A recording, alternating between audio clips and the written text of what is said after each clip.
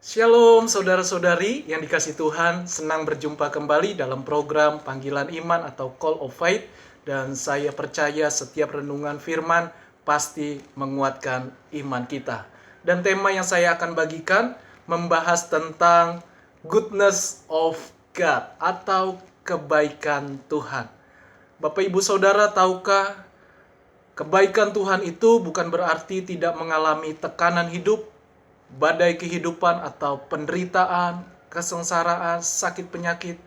Tetapi justru di tengah-tengah hal itu, Tuhan sanggup menolong hidup kita.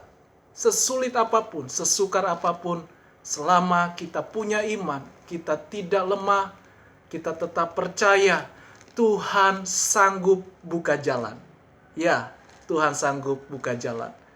Kita akan belajar dari Daud di kitab Mazmur, namun sebelumnya kita mau berdoa. Haleluya. Terima kasih Tuhan Yesus, kami selalu membutuhkan Engkau, kami perlu Roh-Mu bekerja atas kami. Biarlah kami sadar bahwa setiap kehidupan kami, setiap hembusan nafas kami, setiap aktivitas kami mau mengingat akan kebaikan Tuhan. Apapun yang kami alami, kondisi yang tidak enak pun, kami harus menyadari bahwa Tuhan Yesus tetap baik bagi kami. Terima kasih Tuhan, berikan pewahyuan hikmat akan firman-Mu, sehingga firman-Mu ada kuasa Tuhan. Haleluya. Amin. Mari kita buka Alkitab kita. Saya akan bacakan dalam kitab Mazmur pasal 40 ayat 1 sampai 6. Judul di Alkitab adalah syukur dan doa. Kedua hal ini sangatlah berhubungan. Ayat pertama, untuk pemimpin biduan, Mazmur Daud. Pemimpin biduan itu adalah Daud sendiri, atau bisa dikatakan dia koordinator untuk membawa umat Tuhan menyembah, memuji, atau memuliakan nama Tuhan, mengingat akan kebaikan Tuhan, anugerah Tuhan. Ayat 2, aku sangat menanti-nantikan Tuhan. Lalu ia menjenguk kepadaku dan mendengar teriakku minta tolong. Berarti kondisi Daud bukanlah saat nyaman, sekalipun dia adalah raja.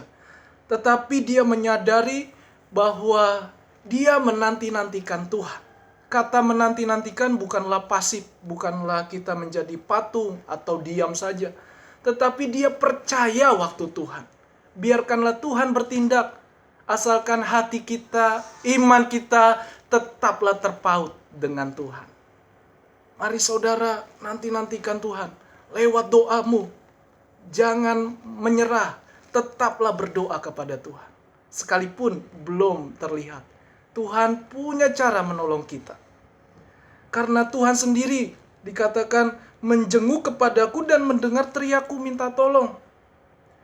Ayat 3, ia mengangkat aku dari lubang kebinasaan, dari lumpur rawa, ia menempatkan kakiku di atas bukit batu, menetapkan langkahku.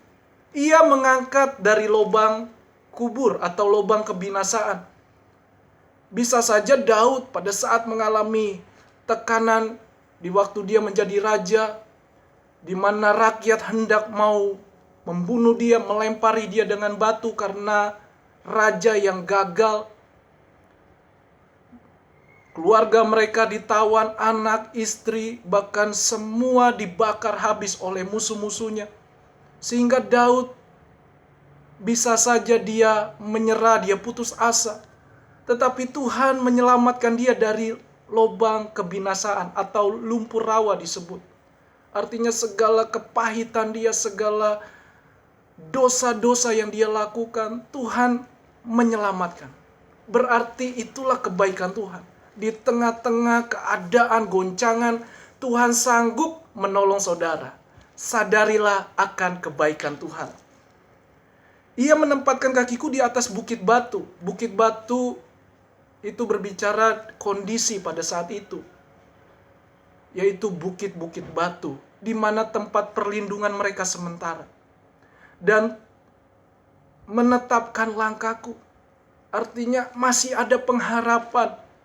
Sekalipun setengah dari tenaga, dari kekuatannya sudah habis, tetapi masih ada kebaikan Tuhan. Jadi saudara, syukurilah dan tetaplah melekat kepada Tuhan. Ayat 4, ia memberikan nyanyian baru dalam mulutku untuk memuji Allah kita.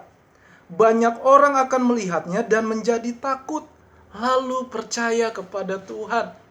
Daud menyadari bahwa Tuhan melakukan perbuatan-perbuatan yang ajaib di tengah-tengah kondisi dia yang tidak enak, yang berat, yang dikejar-kejar oleh anaknya, oleh pamannya sendiri, bahkan juga rakyatnya ketika dia memimpin, di mana dia bilang Daud gagal dalam kepemimpinannya.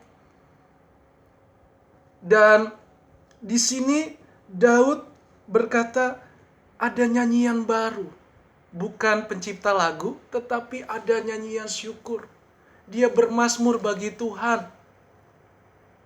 Seperti di kitab Mazmur 23. Tuhan adalah gembalaku. Dia takkan kekurangan aku. Ia membaringkan aku di tempat yang berumput hijau. Sekalipun aku dalam bahaya, aku tidak takut. Sebab gadamu dan tongkatmu, itulah yang menghibur aku. Mazmur pasal 23. Saudara boleh baca. Itulah kebaikan Tuhan. Sehingga dia bermazmur memuji Allah. Dan banyak melihat, orang-orang melihat karakter kehidupan hati Daud yang melekat dengan Tuhan. Saudara, kalau engkau dekat Tuhan, melekat kepada Tuhan, cinta Tuhan, nanti orang lain akan melihat ada Tuhan dalam hidup saudara. Ada perbedaan dalam hidup saudara. Saudara ada damai, ada sukacita yang keluar dari hidup saudara. Karena saudara menyadari akan kebaikan Tuhan. Berbahagialah orang yang menaruh kepercayaannya pada Tuhan, yang tidak berpaling kepada orang-orang yang angkuh atau kepada orang-orang yang telah menyimpang kepada kebohongan. Berbahagialah orang yang menaruh kepercayaannya. Diberkatilah orang yang berharap bersandar kepada Tuhan. Berarti ada waktunya Tuhan akan mengangkat kita, menolong kita, menyelamatkan kita, sehingga hidup kita menjadi berkat, bersinar bagi banyak orang. Seperti Daud. Tetap andalkan Tuhan. Jangan hanya kebutuhan kita saja, tetapi kita mau rela berkorban menjadi saksi bagi orang lain.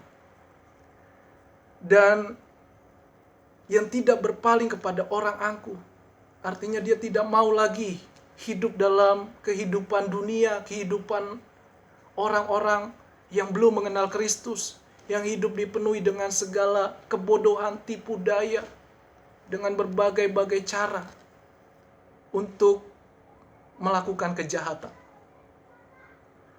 Di ayat 6, banyaklah yang telah kau lakukan, ya Tuhan Allahku. Amin.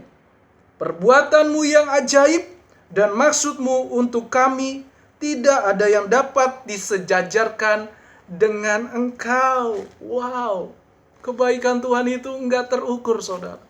Satu kali ketika saya enggak punya uang, saya berdoa dengan hati yang tulus. Tuhan, saya tidak punya uang. Saya mau melangkah, Tuhan. Tuhan, tolong. Ya. Tuhan memang tidak ajarkan kita untuk malas. Tetapi setiap kita ada waktunya seperti di titik paling nol, paling dasar. Tetapi tidak lama kemudian, dalam proses beberapa hari kemudian, Tuhan pertemukan saya dengan seseorang, saya layani, dan dia rindu memberkati saya. Itu contoh kecil, saudara. Tuhan menolong hidup saya. Tuhan memberkati kehidupan saya. Aku mau memberitakan dan mengatakannya, tetapi terlalu besar jumlahnya untuk dihitung. Enggak terkira. Pertolongan Tuhan, kasih Tuhan. Apa buktinya? Dia rela datang ke dunia ini menyelamatkan kita yang berdosa.